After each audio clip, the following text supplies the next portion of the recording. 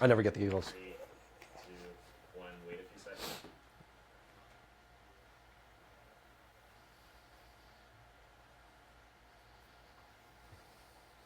What is up, everyone?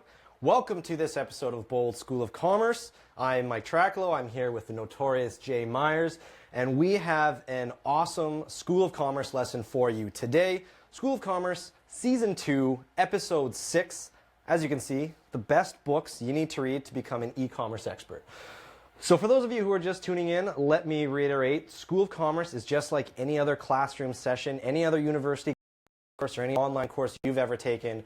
We're giving you the tools, we're giving you all the information that we know in order to help you become a better entrepreneur, better e-commerce, improve your Shopify store, sales, traffic, just better yourself in general. That being said, we're streaming live. We're live on Crowdcast and Facebook right now. Shout out to everybody on Facebook. Thank you for tuning in. That being said, if you have any questions at all, feel free to ask them throughout the live stream today, and we'll for sure get to them. And we've got a lot to talk about today. As you can see, not only did we decide to wear matching outfits today, which is awesome, but we also have a ton of books here, some of which we're going to talk about, some of which we're not going to talk about. But these are the books to help you become a better entrepreneur. Now, we're not necessarily going to focus strictly on e-commerce, although there will be pings of that sprinkled throughout this live stream today. But we want to talk about just how you can become better at social media, at leadership, at marketing, just in general. So we've got a laundry list of books here. Some of the books that we've read, some of the books Jay's read, some of the books that I've read. And just to give a little bit of context to the School of Commerce lessons today, it must have been 3 or 6 months ago or something like that. I went into Jay's office, and Jay's a well-read man. One of the co-founders of Bold. He clearly knows what's going on. Last week we talked a lot about podcasts. This week we're talking about books. But getting back to the story, I went in there and was just wanting to read a little bit more. What could I do to become a better marketer? What could I do to become, more impactful on the team? So we've talked a lot about some books, many of which I'm read, some of which Jay's read, and we're going to talk about them today. So that being said, that's exactly what we're going to be talking about today for the next 20 or so minutes. We're going to rattle off a few of the books that you can see here, a few of the books, and then for those of you who are tuning in live right now, for those of you who aren't tuning in live right now, I should say, we'll also be posting this on our blog a few days later with all the books. We'll have links, and so you'll be set up for it. So that being said, I think we should get right down into it. Let's roll in. I'm honored to be on the show, everybody. Mike doesn't normally invite me, and then the one day he does, of course, I'm wearing the same sweater. Bold swag. If you want to get some bold swag, just let us know, and we can send some your way. We're not trying to overly push it, but we did. It looks good. It looks good. You look good. Yeah, let's jump right into it. Okay, so since I specialize in social media, the books that I wanted to bang off right away was the series by Gary Vaynerchuk. You've got Crush It, Jab, Jab, Right Hook, and then the new book, Crushing It. Now, we'll go back to 2009 when Gary wrote the first book, and this was the idea of the time to cash into your passion. So for those of you who aren't familiar with Gary Vee, he kind of started way back when with a passion for wine. So he's had a wine company. He was very well versed. It was just something that he was talking about. So what he ended up doing was he turned on a video camera and just started posting videos to YouTube, just of him. Wine library. Yeah, wine library. Just sitting there talking about wine, talking about his favorite wines, the wines that they're selling. And that's kind of the idea that he was pushing here, is that if you're passionate about something, whether that's what you're selling or anything e-commerce related or your own business or your photography business or anything like that, the idea of just putting out some content out there, getting started. I think right now it's episode 1001. Like he's still doing that. He still does them, yeah. But the idea here is putting out content to get seen, for people to discover you. And I think that was really, really impactful, just sort of how to take your passion and create content around that. The next book that he wrote was in 2013, and that was the idea of... I remember reading Crush It in 2000, I think it was 2009, like right when it came out. I hadn't heard who Gary Vee was at the point. Someone recommended the book, so I bought it. I listened to it, and I remember it was an eye opener at the time. What I personally really liked about it was how I think Gary has one of the best abilities to see opportunity in things. Okay, yeah. Like when you listen to him talk, he'll say things like, the fact that we are alive at this time, at this point in the history of the world, that like the opportunities we have are just incredible, and like so much of that comes through in his writing, and I think that's one of the things that I really appreciated about that book, and he just, that mentality comes through so much in his life, and that's like, he's the kind of guy that in 2006 or 7, when before social media really was even big, he was making videos and putting them on YouTube, and Facebook wasn't even really a platform back then, and then Facebook became a platform, and then he became big on that, and then became big on Twitter, and then and everything else. But he sees opportunities like nobody else, which I think is why I think it's important to read all of his content. For sure, and one thing that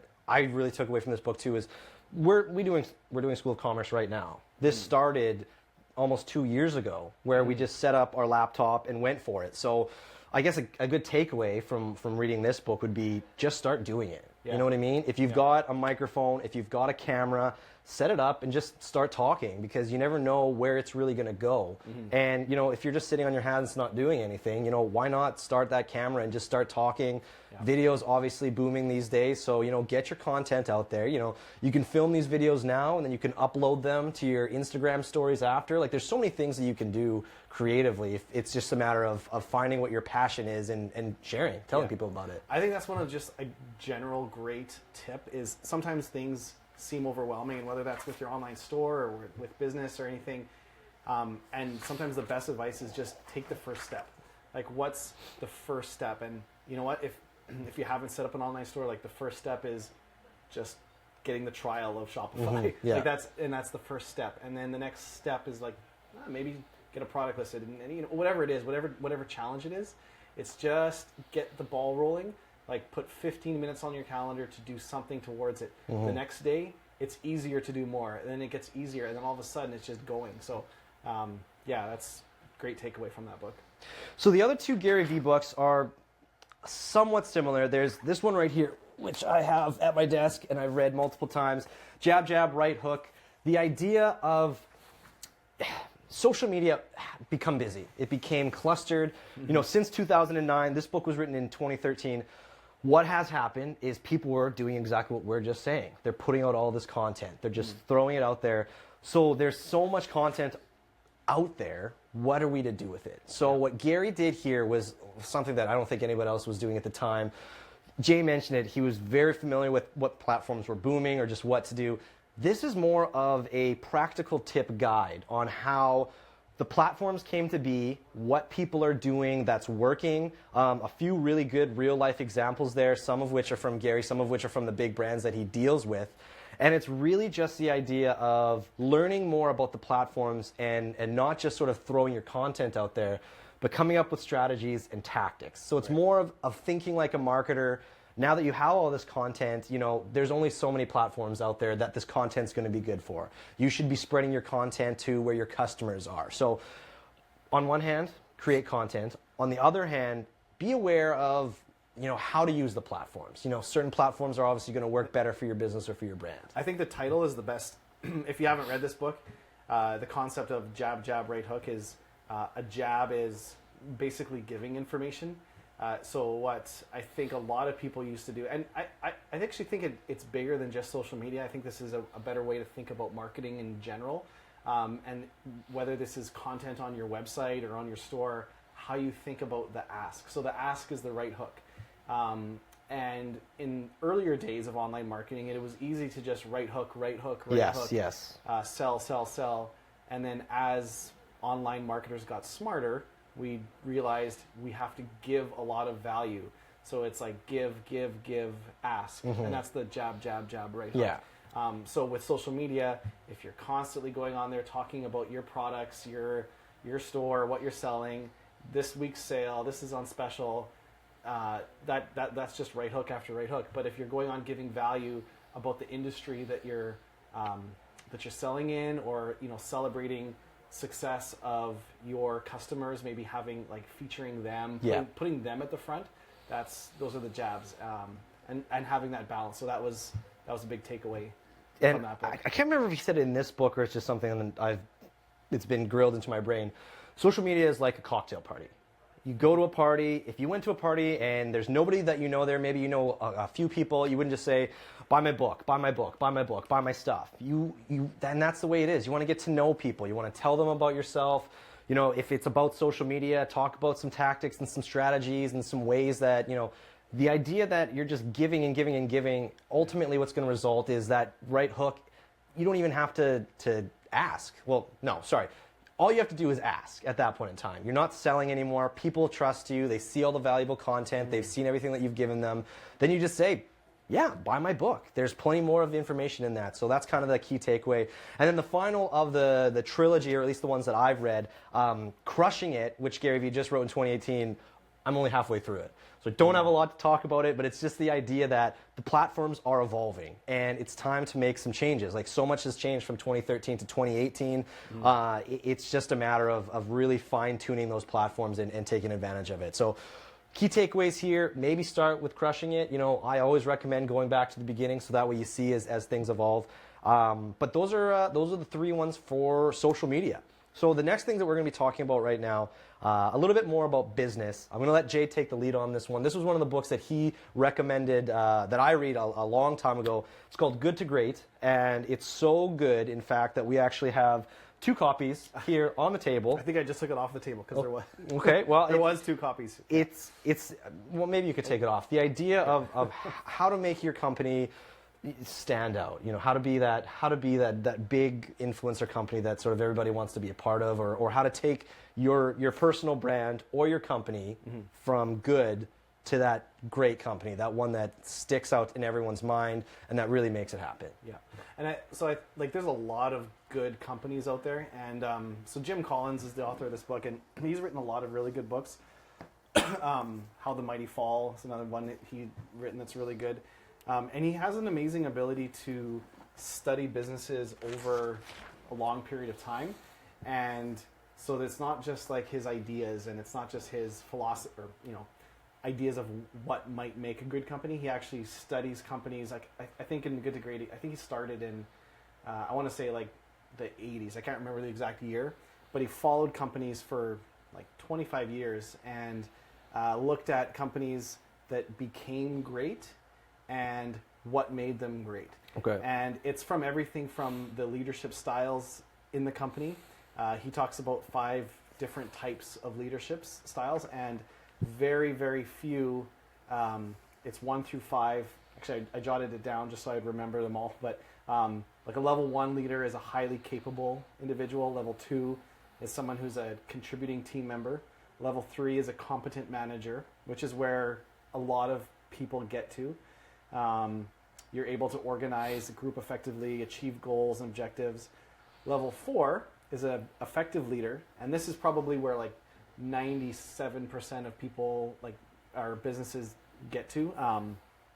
And that's a good thing, but it's you're able to meet performance objectives, achieve your vision, basically do everything that would make a company a really good company. And then there's this level 5 leader. And the main difference of this like level 5 leader is he kind of flips it on its head, where that's when the leader becomes a servant to the company. And it's all about, he defines it as, you have all the abilities needed for all the other 4 levels, plus you have the unique blend of humility that's required for true greatness. There's a couple other really good concepts in that book that I liked. One was, I use this analogy all the time. It's this concept of a flywheel.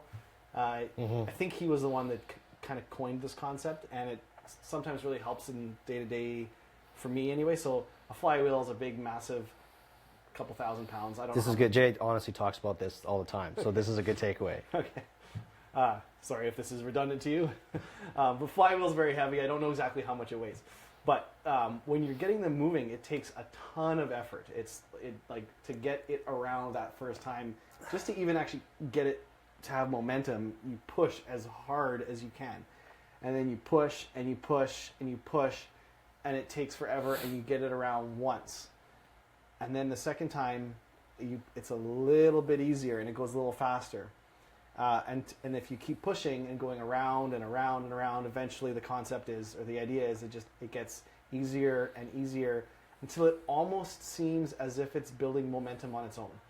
And that's how business is. Like, to get things going and to get ideas going, and it's really, really hard. And that's where the idea of, like, just take that first step. Like, just get that flywheel moving. Don't worry about it spinning like this. Just get it moving.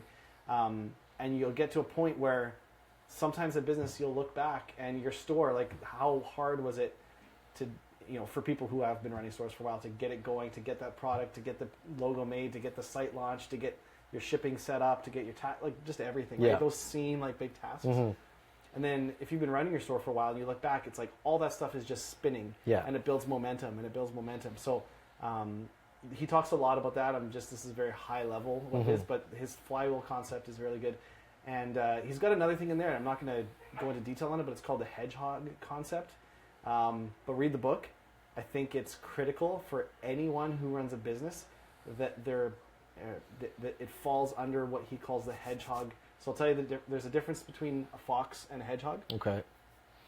And then I won't tell you what okay, so a fox does everything. A fox when he's chasing a hedgehog will crouch, will sneak, will run fast, will attack from every angle. Foxes try a lot of things. Okay.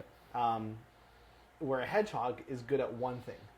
A hedgehog is good at curling in a ball, putting out its spikes, and defending itself. Sure. And the hundreds of things that a fox tries to do, it can't get that hedgehog. The hedgehog always wins. So what he does in the book is there's 3 principles to find out what is your one thing. So it's not just saying like, yeah, what's my one thing, but there's the process he goes through in finding it, which is really interesting, and why I would encourage you to read that book. And if your business is operating within what he calls the hedgehog concept, you're going to be great. Good to great. Yeah. And just to speak on something that Jay was talking about too, the idea of pushing that wheel, it's hard and it takes some time, but if you just start, you mentioned 15 minutes a day, getting into those habits, getting into those routines, it all works together. And I think that's why I'm really excited to talk about all these books, because one book leads you to another book, and all of these things, they really work together. But it's just a matter of getting to it and just trying stuff out and actually putting in that effort and putting in that time and taking a look at some of these books. So that's good to great. A couple more that I wanted to gloss over now were just fun reads from a creative side. Number 1 was Creativity Inc. This was a book. It was written by Ed Catmull, who was one of the founders of Pixar.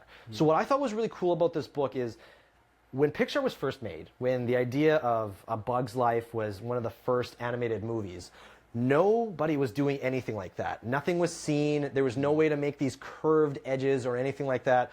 So these guys were starting a company. They were trying to manage a team of people that were coders and animators, and then on a management side, and they're trying to put everything together. So if you are a manager, or if you're working with a team, and on one hand you want to take that team from good to great, but on that other hand you just want to find out ways where you can harness everybody's individual powers and bring them together. You know what I mean? Find out what that one thing is that someone on your team is really good at, that other person on that team, and you make these unstoppable teams and you put them together, and I think it was called a think tank, and it's just that idea where all of these guys who are really good at one thing come together for the greater good, ultimately carving out a path that hasn't been done before. And I thought that was really cool, because I thought that's kind of what the co-founders of Bold here did. No one was really doing anything like this. No one was building these apps, and then you guys came together, you formed a team, and you just made it happen. So I don't know if you read that book by that time. It could have. I think that's the one book on this list that I haven't read. So that'll be my next one. It's a good one for managers, or for anybody that is working with a team and kind of wants to crack that creativity and make that happen. The other one, I think a ton of people have read this. I think you mentioned it. You read it many years ago or many times. I've read it. It's a quick read. It's by Seth Godin, and it's called Purple Cow. I think the opening paragraph or the opening chapter is just the idea of you're driving down a highway or wherever you may be, and you're just looking out and you're just seeing cow after cow after cow, nothing fun, nothing exciting. But the idea of how to make your company or your brand or your store stand out is to make it remarkable. Do something that nobody else is doing. Do something that none of those other boring, mundane brown cows are doing. So that way when you're driving down that highway, boom, you see that purple cow, and it kind of gets your attention. It's not just a one-step process, though, because when you become remarkable that way, you have to constantly be re-innovating yourself, coming up with these ideas. But it's kind of that really good book with very easy read, how you can sort of stand out in a crowd. We talked about it's cluttered on social media, it's cluttered on the e-commerce market, etc. Just some tactics and some fun ways, a really easy read on how you can become a remarkable brand. He wrote that book probably like 8 to 10 years ago. I think it's actually even more relevant now than it was when he wrote it. It's just like every single vertical that business operate in is just becoming more and more crowded. So I think that's one of those books you can go back to and read every couple of years, and it's just like a good reminder to what is your principles as your company to not just blend in. So for those of you that are just tuning in, keep in mind we are live, so those of you who've stuck around, hopefully you're getting some solid takeaways. This is Bold School of Commerce. We stream every 2 weeks at 1 p.m. Central Time, and we just talk about what we know. We talk about what we know that will give you value. You know what I mean? It's not a matter of us coming up with a syllabus of ideas. These are tried and true things that we know about, that we just want to tell you about. If anything, you can think about it as a jab. We're jabbing, and then, buy our app, there's a hook. But you'll see that, throughout these lessons that there's constant good takeaways. If you have any questions, keep in mind. I just wanted to check the time that we do have on here. We are at 1:20. Okay, 1:20. Okay, cool. Well, we've talked a lot about, what have we talked a lot about today? We've talked about social media, a little bit about business, becoming a better marketer, some leadership ideas here, how to take your company from good to great, how to take advantage of all these social platforms, how to really fine-tune what it is you want to do, how to lead better, how to manage your team better. There's so many things that are on this list here. So there's 2 things that I wanted to talk about, Till. Number 1, life. How to better yourself. Maybe not necessarily become a better e-commerce entrepreneur or better entrepreneur, just how to become better. We all want to become better, and there's a couple books on here. And then the last ones are a couple books on leadership. So one book that I wanted to talk about, and I think you introduced me to this one as well, it was Awaken the Giant Within by Anthony Robbins. So I don't know too many of the other books, but he's got a laundry list of books, and it's just the idea of practical tactics that you can implement in your life today to change your habits, to change the way you function. So if you want to be, a better leader, or a better with your money, better with your finances, just better in general, it all has to do with changing, your perspective. We fall back into certain routines, and if you want to change or you want to become better or different, at the base level, you have to change those routines, and you have to break certain habits. And he goes into a lot of detail on why we do the things we do, based off of how we were taught and how we lived. So I don't know, if you're looking just to sort of rejuvenate and reinvigorate your life, give this one a read. It's a thick one. I don't know if it's here, but it's thick. So I've been going through that one and Good to Great on an audiobook back and forth. But it's one that it's going to take some time. There's some big chunks and some big chapters in there. But it's just the idea, if you do want to become better, a better entrepreneur, better at e-commerce, anything like that, there's plenty of books out there that can help you do stuff like that. So I think that was just a really great one. It's good to read or to listen to on your drive. And I think it's just good to look at life holistically, and I'm a firm believer that people around you and your business can only grow as big as you are, and you can be the main limiting factor in that. And if you're not growing yourself, that can actually be one of the biggest limitations in your business. Sure. So it's good to read books on finance. It's good to read books on leadership and business and everything else. And it's good to also sometimes just on yourself, growing yourself. Absolutely. As a person. So I think it's really good that that's on the list as well. Another really great one, How to Win Friends and Influence People by Dale Carnegie. This one dates back a long, long time, and it's the idea of presenting almost any situation you could get into. A conversation with a friend, a conversation with your boss, a conversation with a stranger. The idea of how to listen and how to communicate. And every situation is different, but this book, it's being taught today in classes. There's seminars on this. It's just that tried and true information that just helps you communicate better. And I think communication is really key when it comes to anything. So it's just a really easy read, and it's been one that's been tried and true for as long as I can remember. But I actually think every single person, this should be like one of those books that you read in school, or read, that's a good point. Everyone should read it. even when you go back and you like, anytime you read this book, and I've read it a couple times, there will be something that's like you'll read it and it'll be like, oh, yesterday I did that wrong. Yeah. Or because it's like how you deal with people and how like you real bring life up examples. yeah, exactly. Like how to the good way to have an argument if you have to have an argument, or the right way to convince someone of something, or how to see things from another person's view. And it's all like so when you read it, you're like, oh, yesterday I had this conversation with this guy and I totally did it the wrong way, or I did, and it's like it's so practical every single day, and it's very easy to slip on all the principles in that book. Like if someone actually read that and lived, it's a book that's like a whole bunch of principles, and if someone lived by all those principles, they would be the most amazing human being I've ever met. It's a good one. It's a good one. Definitely pick that one up. So we are nearing the end of our School of Commerce lesson. We've talked about social media. We've talked about business. We've talked about becoming an entrepreneur. We've talked about managing a team, just becoming better in general. The last topic we have on the list here is leadership.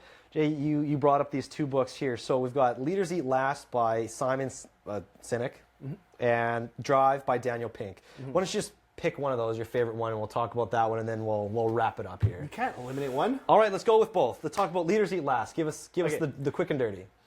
Leaders Eat Last. You know what? It's the basic concept in it is the guy that wrote it. Well, so Simon, you guys have probably heard of him. He's Start With Why. He's a well-known speaker. But the concept in it is for you to be creative and do your best work, you have to feel safe in the environment you're in. There's a quote in there that says, he calls it the circle of safety. So the purpose of maintaining the circle of safety is that when we can invest all our time, is so that we can invest all our time and energy, if we have to invest our time and energy into within the circle of safety, if you don't feel safe, you can't focus on the dangers outside. Okay. The dangers outside being your competition or like growing your business. But if you're not safe where you work and you don't feel safe around your boss or around your coworkers, or you think someone's out to get you, you won't do your best work. Okay. So it's how do you create that environment where you feel trusted, you feel valued, and then when people go to work, they don't have to just survive; they can thrive. Okay. So that's the concept of that book, and then he talks about how to create environments where people can do that. Smooth. Super good book. Drive is another really good book. We actually based a lot of principles at Bold around Drive. So that's it's a big book. There's a lot of different concepts in it, but the basic takeaway from that is how are people motivated? And so he does a lot of, so Daniel Pink is, he studies kids in nursery school to adults and to like, you'd think if you said to someone, well, here's a perfect example. Blood drives, where people donate blood. Okay. There's always a shortage. So one year in one state, I can't remember what state it was, but they decided, let's pay people to donate blood. So they offered, it was like $50 if you came and donated blood, thinking that would quadruple the amount of donors. The amount of donors actually went in half. So they got half the amount of donors when they offered to pay them. But when they didn't pay them, it went up. Interesting. And the concept is people need to be intrinsically motivated to do things. And so when the reward is extrinsic, which means like from the outside, people don't feel motivated and they don't do their best work. Okay. So it's perfectly fine to reward people. Like it's not saying that you don't want to pay people, but it should be someone does something amazing and then reward them. It's not, hey Mike, if you do this awesome thing, I'm going to give you this carrot. Yeah. It's like you just do something that's awesome because you're intrinsically awesome and it's great. And then it's like, hey, Mike, let's go out for dinner and get some champagne and celebrate. Sure. It's like, but I never told you beforehand. Yeah. Thing, right? That's the concept. It's a